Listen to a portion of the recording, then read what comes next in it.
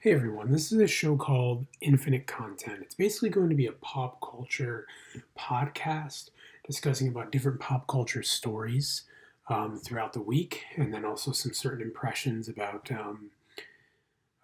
different movies or TV shows that I've watched. Uh, Today I'm going to start with talking about the box office, which is probably what I'm going to typically start off every single episode with, is discussing the box office and basically what came out on top, what movies I may have seen. I don't go to the movies every week, but for whatever movies I did see, and this week I did see Shazam, as I was pretty excited about Shazam.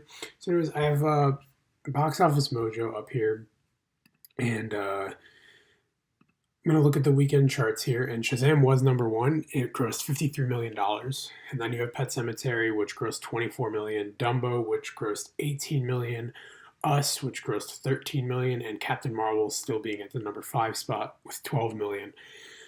Obviously, I said I saw Shazam, and Shazam was really good. Uh, I have little to no expectations when it comes to DC movies. I don't expect very much from DC at this point. I hated Aquaman. I know some people really liked Aquaman, but I really did not like Aquaman. I actually watched it a couple of days before I saw Shazam because I had never gotten around to seeing Aquaman, and I thought it was terrible. I thought it was just kind of messy and incoherent at times, and that's kind of how I feel about a lot of the DC movies, or they're just sort of bland and boring and overly serious. The only DC movie I've really liked is Wonder Woman. And even that, I hate the Zack Snyder visual style. I'm just not a fan of it. That's kind of what they've used. And Shazam is the first one of these new DC batch of movies that has thrown that away. And I would say has gone more of definitely a Marvel tone, more of the MCU tone of sort of being a little bit more silly. Um, it's very much like a superhero comedy, even, I would argue. And I think it really does play in its favor. I really do think that Shazam is a great movie and works really well. I'm not going to get in any spoiler territory, but the performances are great. The comedy is great. It's a little bit overly long at times, but that's really like my only real criticism of the movie. Otherwise, it's exactly what I want more out of for DC, and I'm kind of hoping that it stays this way of that they can be consistent and make good movies. I thought the Joker movie looked really good, which I'm not really covering that story, but I thought the trailer looked really good, and I'm excited for it, and I hope it's a good movie. But I'm excited to see. I kind of hope they do a soft reboot of Batman and Superman, since it sounds like Henry Cavill and Ben Affleck are not coming back, which I didn't think they were the problem with the movies that they were in. I thought the writing, the visual style, the direction was the problem. They weren't really the issue. I actually thought they both did a pretty good job. Um, that's pretty much all I have to say for Shazam. I'm hoping to see it get increasingly better DC movies, and I'm hopeful for the future. I'm a big Marvel guy. I like DC. I do read the DC comics here and there. I read some of the comics. I definitely am more of a Marvel guy, but I still want to see their movies succeed because why the hell not? Why wouldn't I want them to succeed? I just love comic books and comic book characters. So, out of the other movies that are in this top five list, I've seen Us and Captain Marvel, and I liked both of them quite a bit actually. I haven't seen Dumbo or Pet Cemetery, and I probably won't until maybe they're on iTunes or something like that. I just can't really see a good reason to go see those in theaters. I'm not gonna really talk about Us and Captain Marvel. They're a little bit more long past, but I enjoyed them quite a bit. Um, so that's pretty much it for the box office. There was also this article about its box office compared to Shazam's box office compared to the other DC movies, which I guess I will quickly go over. And really, the DC movies have done just significantly lower numbers compared to a lot of the Marvel movies that have been able to hit that billion mark. I think it's like seven MCU movies have been able to hit the billion-dollar mark, with Captain Marvel being one of them. And Endgame is going to be the eighth. I mean, that's inevitable. I'm hoping it can break the Avatar's numbers because I think Avatar is a bad movie.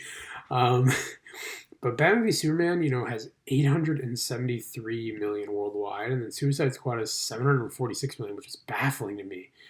I really don't know how Suicide Squad made that much money. It's not a very good movie. I mean, obviously, Batman v Superman made that kind of money because it has Batman and Superman. But Suicide Squad making that much money is still really surprising to me.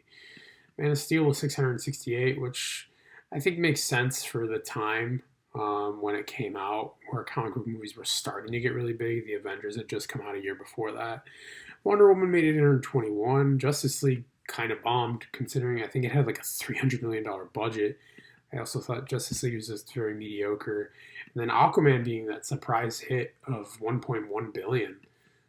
Which I don't understand. It's so weird to me that movie made that much money too. Especially because I just think it's not very good. Surprising to me that it made that much. And Shazam, is at 158 million so far, and I'm hoping it makes more. They apparently only spent about 100 million on Shazam, which was probably a really good choice on their end. So it'll likely make the money it has to make to be successful. So in regards to another story, just a quick Game of Thrones story of George R. R. Martin at like the premiere for the final season of Game of Thrones. I am excited for Game of Thrones. I have liked every season of Game of Thrones. I know some people had issues with the last season, but overall I've liked the show. Could have been trimmed down here and there, certainly, but I still enjoy it. One of the interesting comments, which is kind of what this Hollywood Reporter article highlights, is that George R. R. Martin doesn't think it should be the final season of the show, which is super weird to me because I think it's definitely time for the show to end. I think it's been going long enough. So that was a weird comment, but he also talked about the prequel show that's happening. They're getting close to shooting it basically, and it's going to be set thousands of years in the past. And to be honest, I don't know how excited I am for a prequel Game of Thrones. I feel like most prequels end up kind of being bad. So I can't say like that I'm overly excited for a Game of Thrones prequel. I just think it's a little weird. I know it's kind of going to just be a moneymaker for HBO and George R. R. Martin, obviously. I've only read the first Game of Thrones book, and frankly, I just didn't really like the writing style that much. It was a little bit too wordy and verbose for me, a little bit too much. So that's kind of how I felt about that. But I don't know.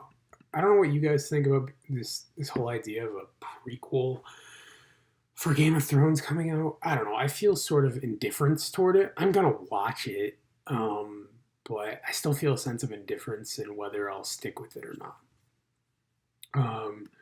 So again, in regards, there already is going to be a Shazam sequel in the works with the screenwriter Henry Gayden, which I think it was pretty obvious. They do set up a sequel somewhat in the mid-credits scene. Not to spoil anything, but they do. But they basically do. I don't want to scroll down even more. Hopefully I didn't stick on that too much so guys saw. There's some spoilers in the article. But I'm hoping that, the sequel pans out, and I think it's going to. I think the movie's going to make enough money. So that's another good thing.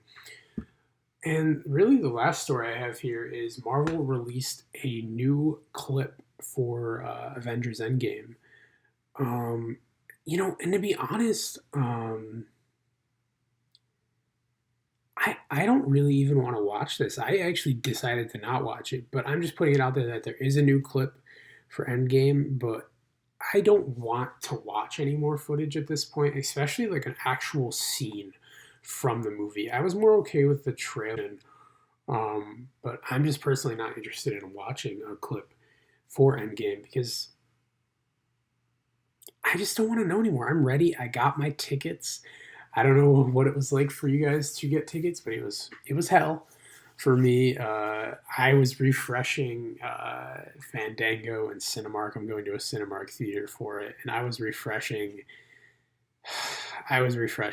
pretty much the night before the tickets came out all night, waiting to get tickets because I wanted to make sure I got one of the first showings, and I was able to. I woke up at like 7:45, and the next morning, because the rumor was that they were going to go on sale around 7:40, 8 o'clock.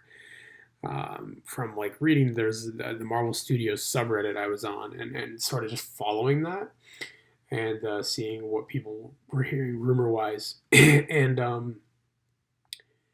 it worked out for me. I was able to get tickets on April 25th at 7 p.m. at a Cinemark XD theater, which making me happy. There's not much of option for where I am right now for IMAX.